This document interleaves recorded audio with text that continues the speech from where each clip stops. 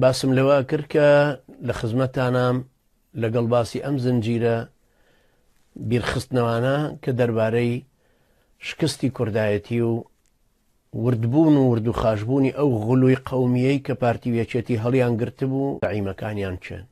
بۆچی ئەمانە لە مەدای 26 ساڵە ئاوا شکستیان هەنا بەسەر میلەتەکەیە؟ خۆیان چی بوون؟ چەند بوو دەڵە بوون؟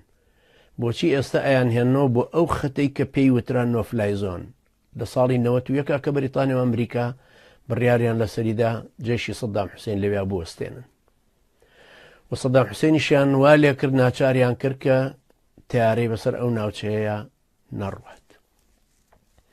ئایا ئەمە گوێبادانی مەسعود بەرزانیە کە شایانی ئەوە بوو لێدانێکی تەلە بۆ مامۆستایی بخوا یان عقوبە بدرێ؟ بەرحاڵ هەر ئەویش نییە سەرانێکی دەوروبەریش سەرانی کوردایەتیوانان کە بە دەوروبەریەوەن هەر شایانی ئەو سزایانە هەن، چونکە بەڕاستی ئیرادەی گەلەکەیان هەموو کرد بە ئیرادەی حیزبێکی فاشل، ئیرادەی حیزبەکەشیان کرد بە ئیرادەی مەکتەب سیاسیەکە، مەکتەب سیاسیەکەش بوو بە خزمەتکاری بنەماڵەیەک، بنەماڵەکەش هاتە سەر دیکتاتۆری یەک کەس.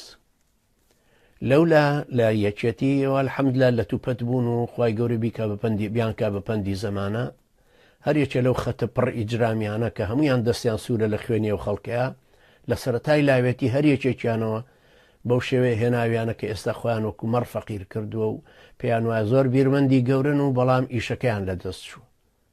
هەمویان یەک بابەتن، هەمویان لە کوفرا یەک بوون، لە زوڵما یەک بوون، لە ئیجراما یەک بوون، لە بێ ئیرادەیە یەک بوون.